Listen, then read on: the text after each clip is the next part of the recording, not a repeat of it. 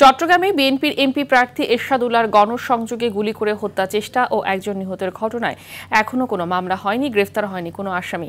তবে মামলা দায়েরের প্রস্তুতি চলছে বলে জানিয়েছেন দলটির নেতারা। অন্য ঘটনায় রাউজানে গুলিবিদ্ধ হয়েছেন শ্রমিক দলের 5 নেতাকর্মী। এ ঘটনায় তীব্র নিন্দা জানিয়েছেন চট্টগ্রামের বিভিন্ন রাজনৈতিক দলের নেতারা। পুলিশ জানিয়েছে অপরাধীদের আইনের আওতায় আনার চেষ্টা চলছে। চট্টগ্রাম থেকে সাইফুল মাহমুদের পাঠানো তথ্যচিত্রে জানাচ্ছেন আব্দুল হামিদ। 5 নভেম্বর সন্ধ্যায় চট্টগ্রাম নগরীর খন্দকারপাড়া এলাকায় তানিয়া স্টোরের সামনে চট্টগ্রাম 8 আসনের বিএনপির প্রার্থী এরশাদুল্লাহর গণসংযোগে সরার হোসেন বাবলা নামে এক ব্যক্তিকে গুলি করে হত্যা করা হয়। নিহত বিএনপি কর্মী সরার বাবলার বাবা জানান, ঘটনার কয়েকদিন আগে থেকেই হুমকি দেওয়া হচ্ছিল তার ছেলেকে। 3 দিন আগে বলছে সাদ্দাত, বড় সাদ্দাত, আমার ছেলে সরোয়ারকে, সরোয়ার তুমি কিছু খাবার চাইলে খেয়ে এলো, তোমার সময় শেষ। এদিকে রাউজানের কুয়েপাড়া গ্রামে দুর্বৃত্তদের গুলিতে উপজেলা শ্রমিক দলের আব্দুল্লাহ সুমন সহ 5 নেতাকর্মী গুলিবিদ্ধ হয়েছেন। বুধবার রাতে এ ঘটনা ঘটে। এসব ঘটনায় আতঙ্ক বিরাজ করছে জনমনে। শান্তিপূর্ণ পরিবেশে নির্বাচন সম্পন্ন হওয়া নিয়ে শঙ্কিত সিটি মেয়র ও জেলার বিভিন্ন রাজনৈতিক দলের নেতারা। দ্রুত অপরাধীদের গ্রেপ্তারের দাবি তাদের।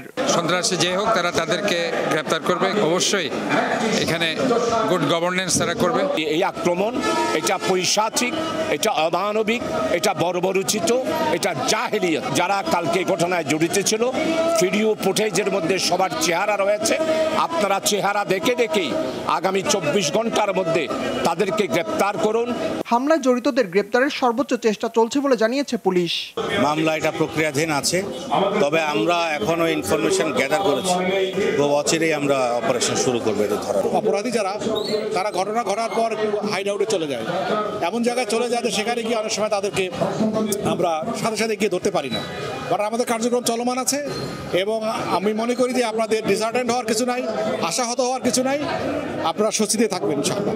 গুলিবিদ্ধদের নগরীর বিভিন্ন হাসপাতালে চিকিৎসা দেওয়া হচ্ছে। হামলার প্রতিবাদে বিকেলে বিক্ষোভ করে চট্টগ্রাম মহানগর বিএনপি। এ সময় দ্রুত দুর্বৃত্তদের গ্রেপ্তারের দাবি জানান নেতাকর্মীরা। গুপ্ত বাহিনীর যারা গুপ্ত আছেন। আব্দুল হামিদ, RTV।